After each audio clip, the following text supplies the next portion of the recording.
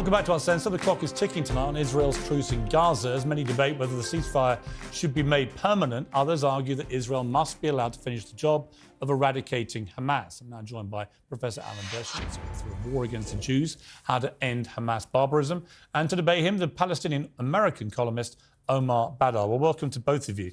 Alan Dershowitz, let me start with you. Obviously, your book, very timely.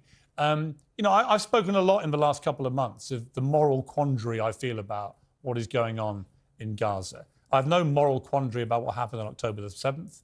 It was an appalling terror attack. I have no quandary about Israel's right and duty to defend itself. The quandary I have is whether what is going on in Gaza is a proportionate response given the massive civilian death toll and given that so many of them are children.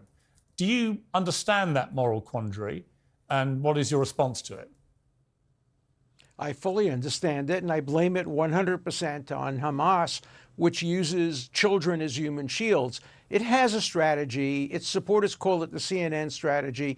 I'm more direct. I call it the dead baby strategy. What Hamas does is they kill as many Israeli Jews as possible, knowing that Israel is going to have to respond by going after their commanders, their tunnels, and their rockets. And so they hide their commanders, their tunnels, and their rockets among babies and children and civilians. And then when Israel responds and tries to conduct a military operation to prevent recurrence of these barbarisms, they bring the dead babies in front of CNN and the New York Times. And the world, of course, sheds tears, as we all shed tears whenever we see a dead baby.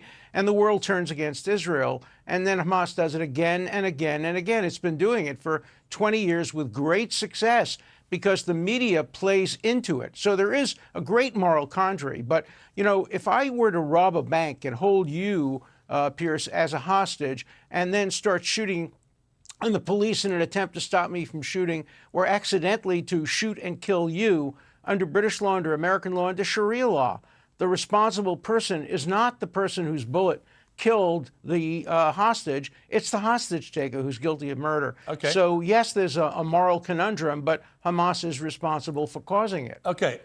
Omar Badдар, I mean, there's no doubt that the scale of what Hamas did on October the 7th was so overwhelming and horrendous that Israel was always going to respond like this. Hamas knew that. And I guess my question off the top to you is, how did that serve the Palestinian people?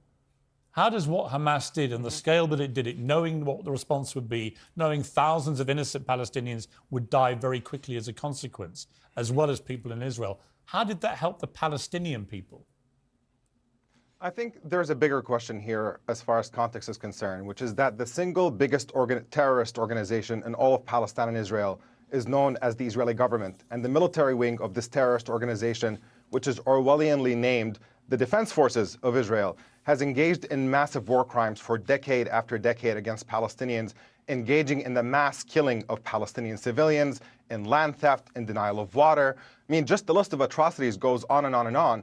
And if we want to just go by a timeline, a question might be, why did the terrorist government of Israel think it can impose decade after decade of occupation and siege on Palestinians and deny them any prospect for a better future, and not think that there's going to be a reaction of sorts? So we have this a little bit backwards. We have this arbitrary starting point of an attack by Hamas, which, had it been confined to military targets, could have been construed as an act of legitimate resistance, but because it also included attacks, horrendous attacks on Israeli civilians, obviously these kinds of acts are indefensible. But ultimately, we are talking about a situation in which Israel is initiating violence, in which Israeli terrorism dwarfs anything that Hamas has ever done, and we're watching that even expand to a more monstrous scale. Now we're talking about an apartheid government that is engaging literally in the mass starvation of a civilian population and mass terrorism, killing them by the tens of thousands. And the question is, has it gone too far? I shudder to live in a world where that's even a question. Of course, these kinds of atrocities have to come to an end. Let me go back to Alan. I mean, this is the problem, Alan, that I think Israel has in terms of global opinion here, especially from America, which obviously will play a key role. If, as the report suggests, once this temporary pause is over, they start barreling through the south of Gaza, it does beg the question, well, what is going to happen at the end of this? Is the military plan to simply level the whole of Gaza to the ground with perhaps 50 to 100,000 or more civilians killed in the process? And is there any guarantee of two things? One, that you actually get rid of Hamas by doing that? Because at the moment they can't say, I've already interviewed Israeli government spokesmen, they can't tell you how many Hamas terrorists they've actually killed. They don't know, right? And it may be they've all disappeared. But is that part of the military plan? And if it is, what's the plan after this? What happens to all the displaced Palestinian people? They've got no homes to go back to. And how do you avoid the obvious, in my opinion, consequence of this, which is just a massive increase in radicalization from all those who've seen their relatives blown to pieces? Well, the plan Israel has had since 1948 has been a two-state solution. It was offered to the Palestinians by the UN. They said no. In 1967, again, they said no. In 1990, in 2000, 2001, 2007, in Gaza, they ended the occupation, and then Hamas, by a bloody military coup, took over. I haven't seen a single sign of protest calling for a two-state solution. Hamas is against the two-state solution in its charter. It wants to eliminate Israel completely from the river to the sea. Palestine will be free. Free of what? Free of Jews. And then the signs also say, we want to clean the world of Jews. That's what the Nazis said. They called Jews dirty and vermin. So the answer has to be a two-state solution and a peaceful two-state solution. But you can't have a two-state solution with Hamas, because Hamas's charter is against it. Maybe the Palestinian Authority, yes. So I'm in favor of doing what the United States did after the Second World War. They totally destroyed Nazism. Lots of people died, lots of civilians died, but there wasn't an increase in radicalism. The German people realized that getting rid of the Nazis was the best thing that could happen to the German people. Okay, let me take that point. And I'm hoping that the Palestinian people will realize that the same thing is true. If Hamas is ended, the Palestinian people have a great future.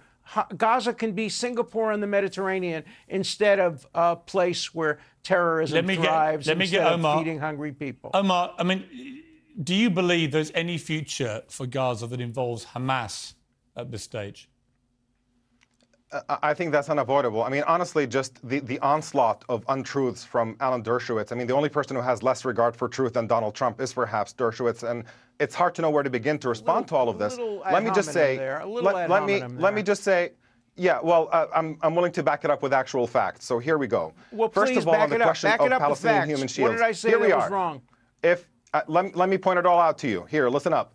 First of all, on the question of human shields, there is no question that Hamas hides in civilian areas. That's as a result of the imbalance of power, where Israel has fighter jets that fly in the sky and a massive regular military force.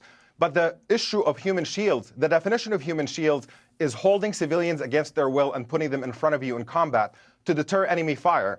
And the only party in this conflict that has ever done that, documented by major human rights organizations and a matter of fact, is actually the Israeli military, using Palestinian civilians, including children, as human shields. That was a matter of policy from 2000 until 2005.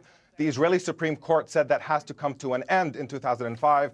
The Israeli military protested that decision because it is very useful for them to continue using Palestinian civilians as human shields. And even though the Israeli Supreme Court banned it, the Israeli military continues to use it to this day. There have been numerous occasions documented by Human Rights Watch, by Amnesty International, and other organizations. And it tells you what this lie is ultimately about.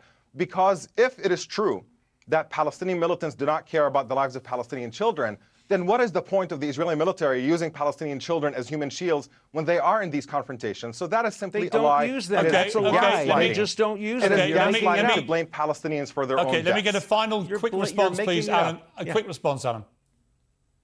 If the Palestinian terrorists put down their arms, there would be peace. If Israel put down its arms, there would be genocide of the kind that occurred on October 7th. Israel cannot put down its arms, because we know what Hamas did on the 7th, they would have done to every Israeli if they had the ability to do that. Okay. And that's why Israel must rid itself of Hamas. And that will benefit the world, and that will benefit the Palestinians, and that will lead to a two-state solution, which is not what my distinguished opponents want. The two-state solution argument is nonsense.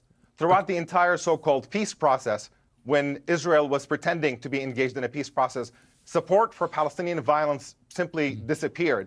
And in spite of that, Israeli land theft continued unabated. building more and more settlements disappear. throughout That was the the entirety of the Intifada. West Bank. Gentlemen, So we've this run out of is time. I'm sorry. No, The that is leading up to the Intifada occurred Intifada. right after the offer of Gentlemen, a two-state yes. solution. Gentlemen, What you're I have saying to is leave a it there. Israel total has no lie. interest in allowing Omar, Palestinians to be Alan, free I'm sorry. or establish a state. We've run out of time. I appreciate you both joining me. It's an important debate. We'll keep having it. Thank you. Please, both of you, come back again. I appreciate it.